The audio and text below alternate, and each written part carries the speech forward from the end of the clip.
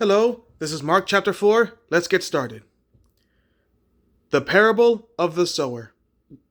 Again, he began to teach by the sea, and a very large crowd gathered around him, so he got into a boat on the sea and sat down, while the whole crowd was by the sea on the shore. He taught them many things in parables, and in his teaching he said to them, "Listen, consider the sower who went out to sow. As he sowed, some seed fell along the path, and the birds came and devoured it. Other seed fell on rocky ground, where it didn't have much soil, and it grew up quickly, since the soil wasn't deep. When the sun came up, it was scorched, and since it had no root, it withered away. Other seed fell among thorns, and the thorns came up and choked it, and it didn't produce fruit.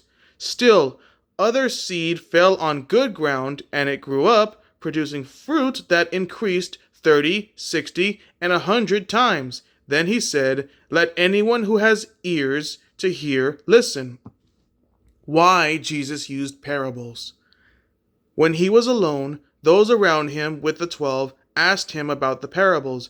He answered them, "The secret of the kingdom of God has been given to you, but to those outside, everything comes in parables, so that they may indeed look and yet not perceive. They may indeed listen and yet not understand. Otherwise, they might turn back and be forgiven." The parable of the sower explained. Then he said to them, "Don't you understand this parable? How then will you understand all of the parables? The sower sows the word. Some are like the word sown on the path. When they hear, immediately Satan comes and takes away the word sown in them. And others are like seed sown on rocky ground. When they hear the word, immediately they receive it with joy. But they have no root, they are short-lived. When distress or persecution comes because of the word, they immediately fall away. Others are like seed sown among thorns. These are the ones who hear the word, but the worries of this age, the deceitfulness of wealth, and the desires for other things enter in and choke the word, and it becomes unfruitful.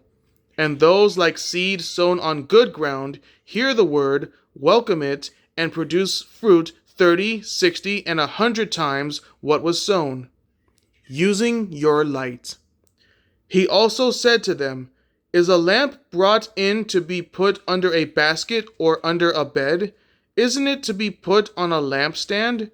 For there is nothing hidden that will not be revealed, and nothing concealed that will not be brought to light. If anyone has ears to hear, let him listen." And he said to them, "Pay attention to what you hear. By the measure you use, it will be measured to you, and more will be added to you. For whoever has, more will be given to him, and whoever does not have, even what he has will be taken away from him." The parable of the growing seed. "The kingdom of God is like this," he said. "A man scatters seed on the ground. He sleeps and rises night and day. The seed sprouts and grows, although he doesn't know how. The soil produces a crop by itself. First the blade, then the head, and then the full grain on the head. As soon as the crop is ready, he sends for the sickle, because the harvest has come." The parable of the mustard seed. And he said, "With what can we compare the kingdom of God? Or what parable can we use to describe it? It's like a mustard seed that, when sown upon the soil, is the smallest of all the seeds on the ground. And when sown, it comes up and grows taller than all the garden plants, and produces large branches, so that the birds of the sky can nest in its shade." Using parables. He was speaking the word to them with many parables like these, as they were able to understand. He did not speak to them without a parable. Privately, however, he explained everything to his own disciples. Wind and wave obey Jesus. On that day, when evening had come, he told them, "Let's cross over to the other side of the sea." So they left the crowd and took him along, since he was in the boat, and other boats were with him.